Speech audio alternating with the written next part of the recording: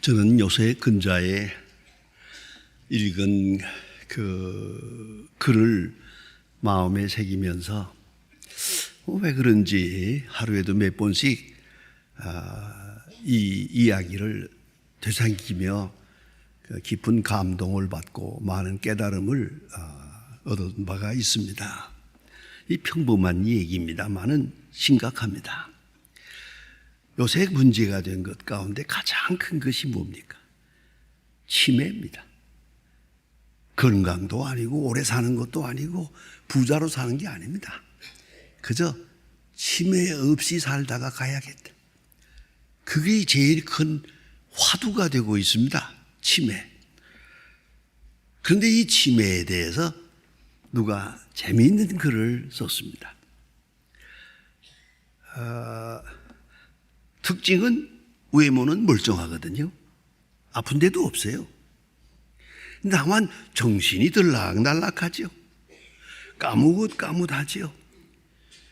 기억력이 없어지고 그래서 이상한 행동을 하게 되고 또 이것이 다른 사람들에게 이해가 안 돼서 그래서 충돌이 생깁니다. 오해도 생기고 이게 바로 치매인데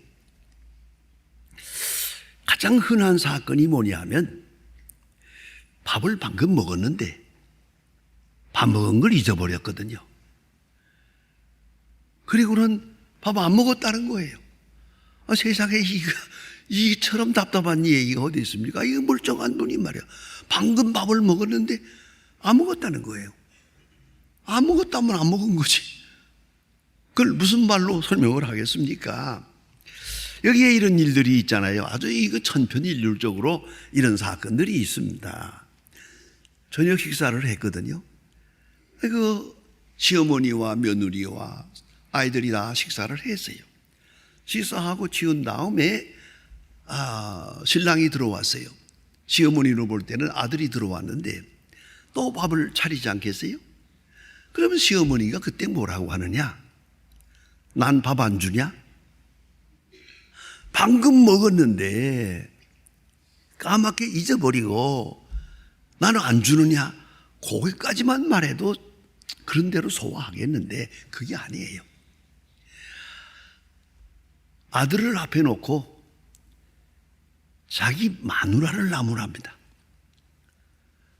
이게 문제란 말이에요. 그래서 내 마누라가 하루 종일 나한테 밥 한 끼도 안 줘서 꼬박 굶었다. 이렇게 나오는 거예요. 방금 먹었는데. 그러면 이거 어째야 되겠습니까?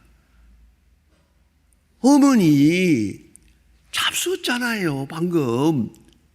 어머니 기억이 없습니다. 그뿐 아니라 하루 종일 굶었다.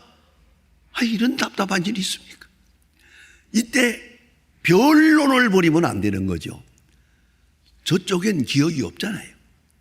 기억 없는 사람을 놓고 우리가 거기서 기다 아니다 먹었다 안 먹었다 이건 아니죠. 그럼 어떻게 해결해야 되느냐? 이 책에서는 이렇게 말합니다. 바로 이런 경우라면은 어머니 잘 알았습니다. 여기 앉으세요. 밥을 드릴게요. 다시 밥을 차리는 겁니다. 다 차려놓으니까 그 다음에 또 앉아가지고는 먹었다.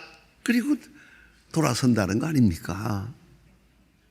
이게 해결책이에요. 먹었느냐 안 먹었느냐 시비를 벌여봐야 소용없어요. 기억이 없으니까. 다시 밥을 마저 앉으면 그때 가서 기억이 돌아오는 거예요. 그게 먹었다 그런 거예요.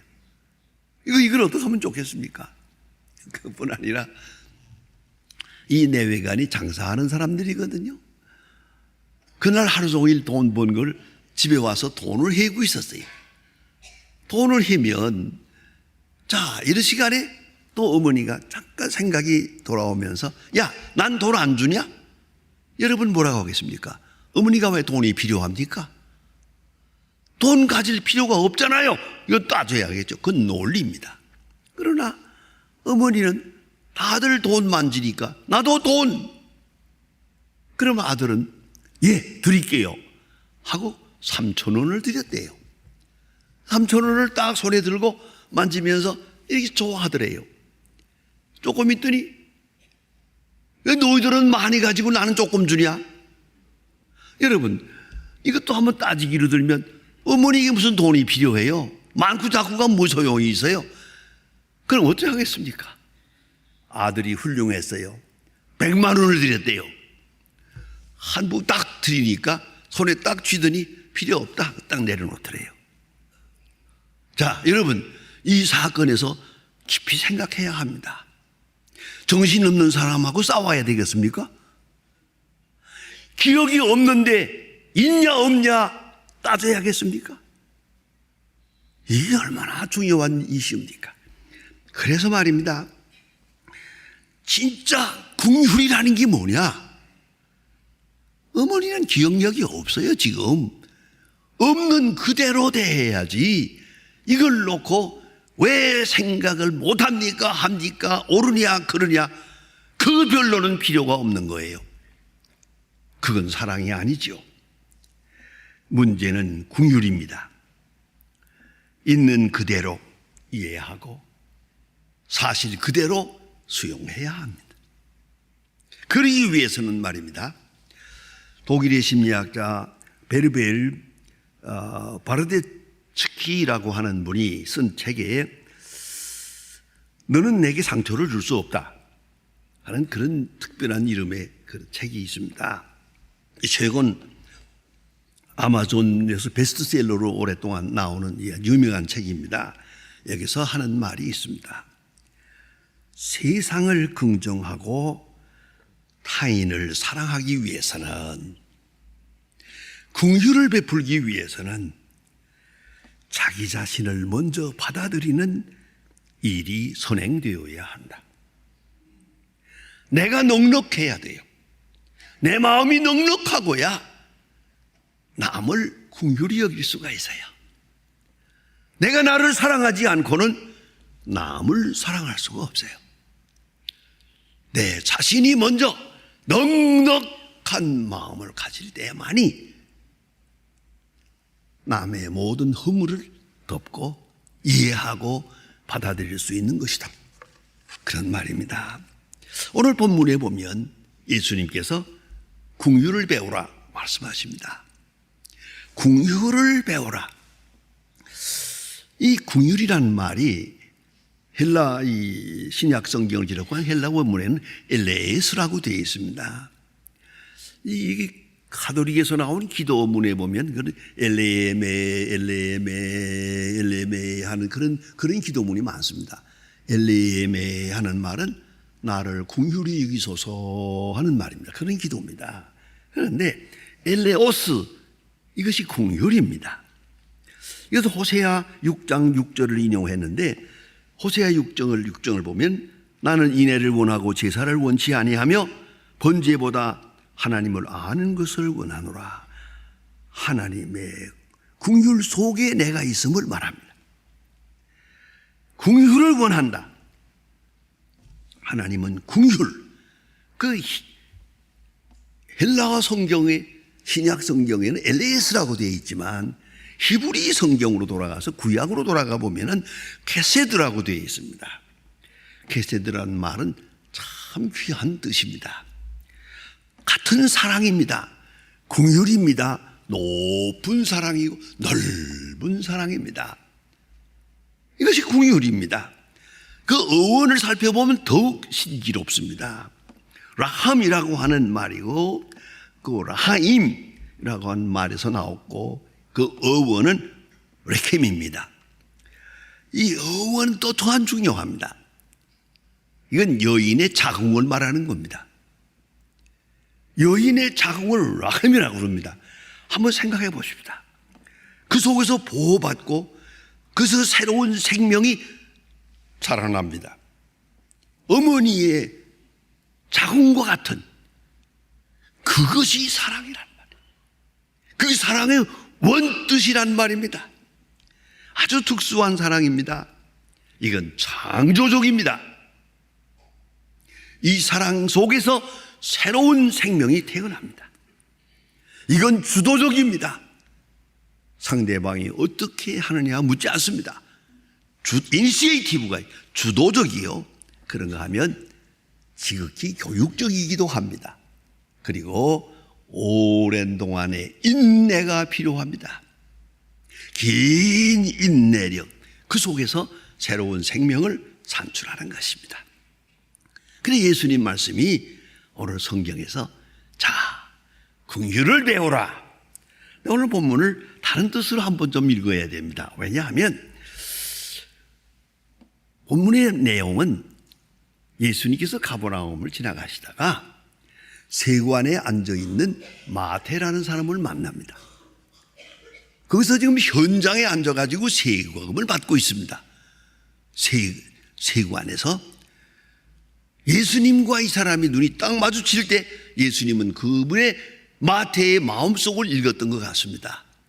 비록 저 자리에 앉아있지만은 몹쓸 자리에 앉아서 가진 비난을 받으면서 세관 노릇을 하고 있지만 그러나 그 마음 속에는 메시아를 기다리는 간절한 마음이 있는 그런 충실한 심령임을 아시고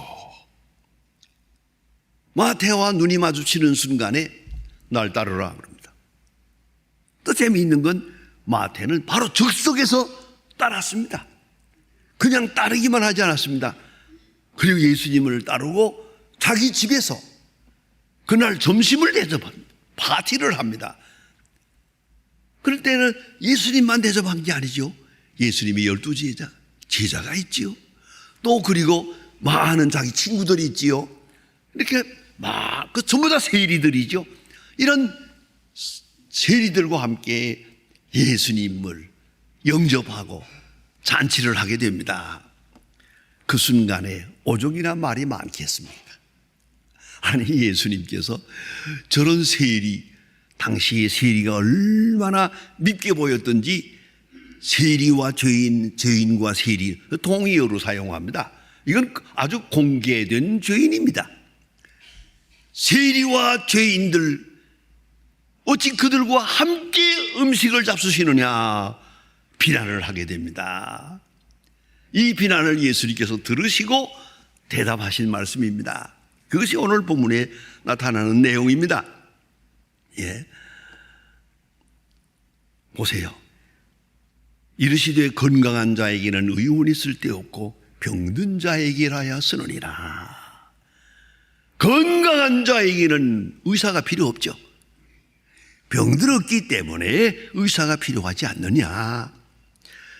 나는 죄인을 부르러 왔노라. 그리고 구약 성경 말씀을 인용합니다. 그것이 오늘 본문의 내용입니다.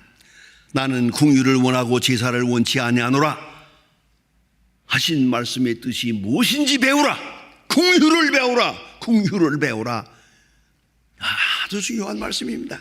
여기서 한 번 더 짚고 나가야 될 것이 있습니다. 우리는 긍휼을 하면 주로 불쌍한 사람을 생각합니다. 구제의 대상 하면은 자연히 배고픈 사람, 헐벗은 사람, 병든 사람, 소외당한 사람, 낮은 사람, 억압을 당하는 사람, 그렇지 않습니까? 이쪽으로 생각을 해요, 긍휼을. 그러나 오늘 본문 말씀은 그게 아닙니다. 세관에 앉아있는 마태를 긍휼히 여겼습니다. 당시의 세리는요, 많은 사람에게 비난을 받는 사람이긴 하지만 부자입니다. 지성인이고 부자입니다. 많은 사람에게 비난을 받기 때문에 저희들끼리 똘똘 뭉쳐가지고 세리들끼리 오고 가기 교제하고 통혼도 하고 그랬답니다. 아무튼 이 사람들은 부자입니다. 당시에는 로마 세력을 입은 권력자이기도 합니다. 예수님은 이 사람을 가르칩니다. 긍휼을 배우라. 마태를 불쌍히 여기라. 굉장한 말씀 아닙니까? 고관도 되고 세력가도 되고 부자가 될 수도 있어요. 그러나 그를 불쌍히 여기라. 우리는 물질적으로 가난한 사람, 병든 사람, 뭐 이런 사람에게 대해서만 언제나 긍휼하지만 불쌍히 여기고 뭐 선행을 한다고 하지만 선행은 거기만 있는 게 아니에요. 부자로 사는데 거기에 고민이 있어요. 잘 사는 것 같은데 가장 불쌍한 사람이요. 그래서 예수님께서는 지금 이 시간에 당대의 부자이기도 한 권력자이기도 한 마태를 가르쳐서 하신 말씀입니다. 저를 긍휼히 여길지니라. 여러분 어찌 생각하십니까? 요새 우리나라의 국회의원들이 참 별로 칭찬을 못 받습니다. 저들을 불쌍히 여길 마음이 있습니까? 비난을 하기 전에 그 불쌍한 사람들이요, 아주 안 됐어요. 아주 불쌍한 사람이요. 겉으로 보기에는 성공자이기도 하고 뭐 되는 것 같이 보이지만 내용적으로 보면은 죽지 못해 사는 사람들이요. 여러분 긍휼을 배우라. 우리는 물질적으로, 사회적으로, 경제적으로 이런 낮은 유세에 있는 사람을 생각하지만 예수님은 오늘 말씀하실 때 저 마태를 불쌍히 여기라. 거기에 긍휼을 말씀해요. 특별한 말씀입니다. 배우라. 야, 왜요? 잘 나가는 것 같으나 모르기 때문이요. 성공한 것 같으나 실패한 사람들이요. 불쌍한 사람들이라고요. 그 심령을 보고 불쌍히 여기라고 말이에요. 예수님 십자가에 돌아가십니다. 십자가상에서 맨 처음으로 하신 말씀이 무엇입니까? 하나님이여 저들의 죄를 사하소서 모르기 때문입니다.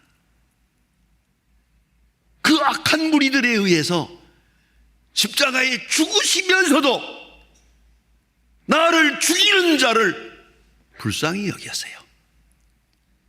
누가 큽니까? 누가 위에 있습니까? 여러분, 우리는 분명히 알아야 합니다.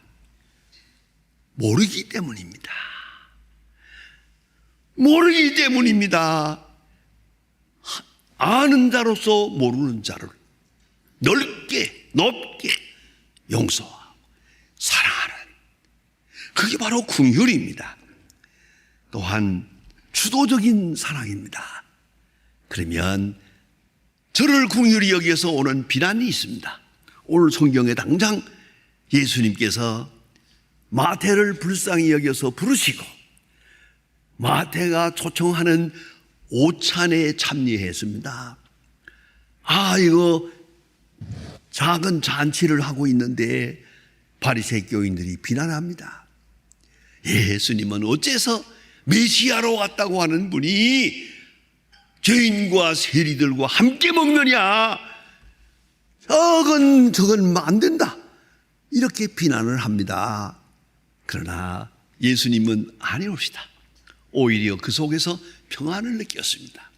나는 죄인을 부르러 왔노라. 가난한 자가 아닙니다. 죄인입니다. 물질적으로 있고 없고가 아닙니다.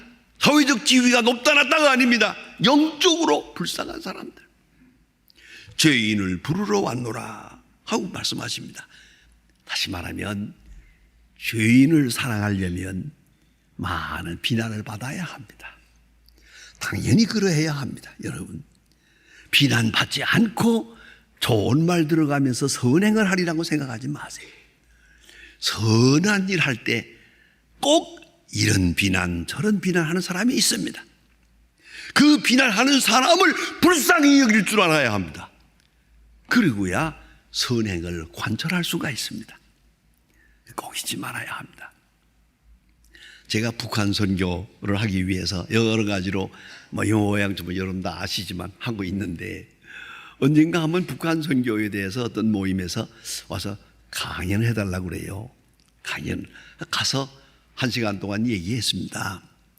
마치고 나올 때 어떤 장로님이 딱 서더니 날들어 황 목사님은 공산당이 뭔지를 몰라서 그래요. 그놈들은 도와주면 안 됩니다. 그리고 한마당 해요. 날들어 꾸중을 하더라고요. 그래서 내가 그래요?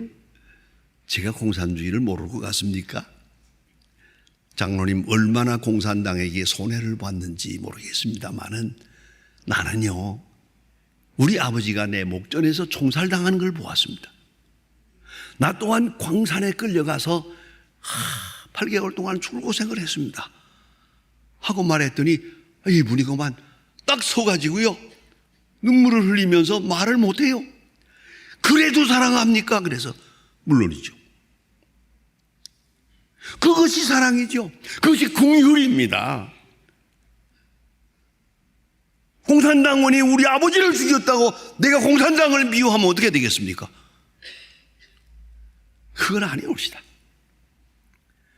예수님은 십자가에 돌아가시면서도 십자가에 못 박는 자를 긍휼히 여기셨고, 오늘 여기서 세리를 사랑하고 보니까 저는 비난을 받게 됩니다. 이 비난을 감수해야 됩니다. 오해도 받고 욕도 먹고 핍박도 당하게 됩니다. 그렇죠. 죄인을 사랑하면 내가 죄인이 되니까, 같은 죄인의 대접을 받게 되니까 말입니다. 모든 비난을 다 감수하면서 예수님 말씀합니다. 나는 죄인을 부르러 왔노라. 긍휼을 배우라. 여러분, 이걸 잊지 말아야 합니다. 그리고 이 긍휼이란 미래지향적입니다. 심령적이고 영적일 뿐만 아니라 먼 미래를 바라봅니다. 요한복음 13장에 보면 예수님께서 제자들의 발을 씻기십니다. 그 어리석은 제자들, 제자들의 발을 손수시키시면서 하시는 말씀, 참 귀한 말씀입니다. 지금은 모르지만 이후에는 알리라. 지금 내가 이렇게 발을 씻을 때 왜 이러해야 하는지 모르겠지만 먼 훗날에는 알게 될 것이다. 사실로 그들이 다 돌아와서 중생하고 회개하고 예수 그리스도를 위해서 순교합니다. 여러분, 이걸 잊지 말아야 합니다. 현재를 생각하면 안 됩니다. 먼 미래를 바라봅니다. 지금은 모르지만 이후에는 알리라. 그런 거로 어리석은 제자들을 사랑했고 그 제자들의 발을 씻기신 겁니다. 아주 미래지향적이고, 이 사랑은 말 없는 행동입니다. 설명이 없습니다. 설교가 없습니다. 딱 행동이 있을 뿐이요. 말 없이 묵묵하게, 이 긍휼입니다. 내가 비난을 받으면서 끝까지 사랑하는 것이옵시다. 여러분, 아주 신비로운 말씀입니다. 여러분, 긍휼을 배운다는 말은 내가 긍휼을 베푼다는 말도 아니고 긍휼을 이해한다는 말의 뜻이 아닙니다. 내가 벌써 긍휼을 입고 있다는 것입니다. 그걸 배운다는 겁니다. 내가 오늘 있는 것이 하나님의 긍휼 속에 있어요. 하나님이 불쌍히 여겼기에 오늘 내가 여기 있어요. 누가 그런 얘기를 했어요. 하나님께서 내 기도하는 걸 왜 안 들어주실까? 오늘 기도하면 내일 들어주고, 또 이 시간 기도하면 다음 시간에 들어주고 했으면 좋겠는데 왜 내가 이렇게 선한 일을 하고 애쓰는데도 하나님은 내 기도를 안 들어주실까? 그렇게 원망하는 분이 하나 있었어요. 그래서 목사님이 듣다 못해서 한마디 했대요. 그러면 선한 일을 할 때 당장 복을 주시길 바라는 마음 좋은데, 반대로 당신이 실수해서 죄를 질 때 당장 벌을 내리면 어떡하겠냐고 그러니까 그건 안 되죠 그러더래요. 여러분, 그걸 아셔야 됩니다.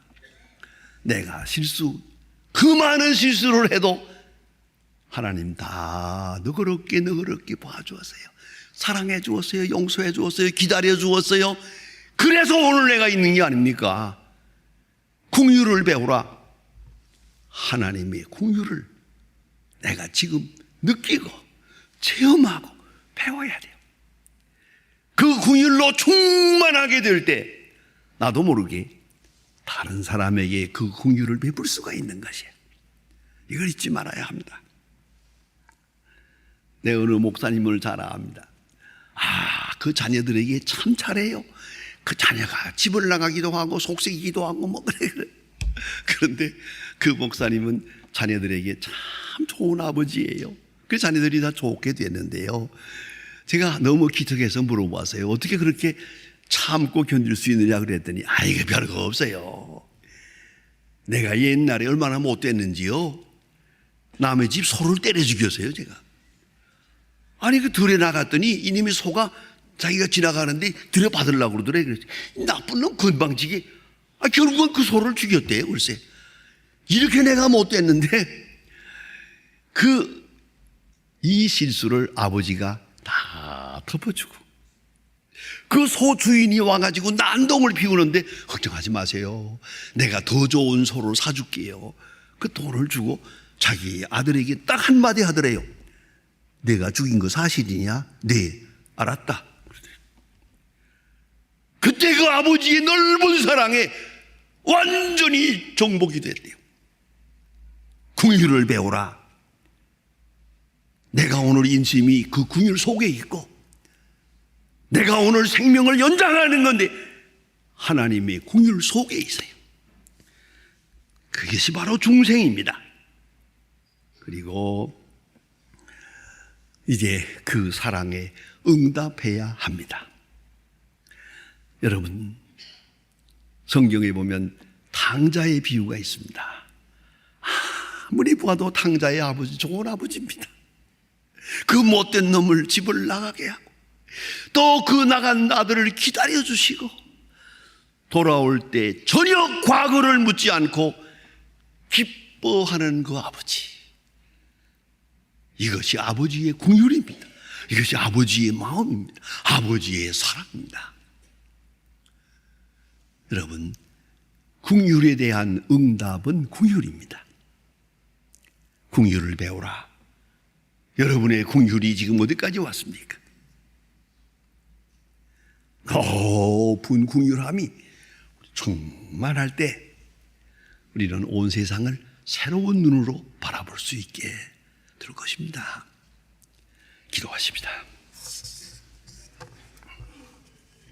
하나님 아버지, 오늘 아침도 저희들을 불러주시고 그 긍휼의 날개로 덮어주심을 감사합니다. 이렇게 엄청난 사랑을 받고 살면서도 미처 깨닫지 못하고 원망하고 비평하고 그리고 여러 가지로 많은 사람의 마음을 아프게 하는 이 모습을 불쌍히 여기시고 주여 은혜 중에 은혜를 더하사 다시 거듭나고 다시 중생하고 그 넓은 긍휼을 깨닫고 느끼고 감격하면서 그리고 오늘을 살고 내일을 살아가게 하옵소서. 예수님의 이름으로 기도합니다. 아멘.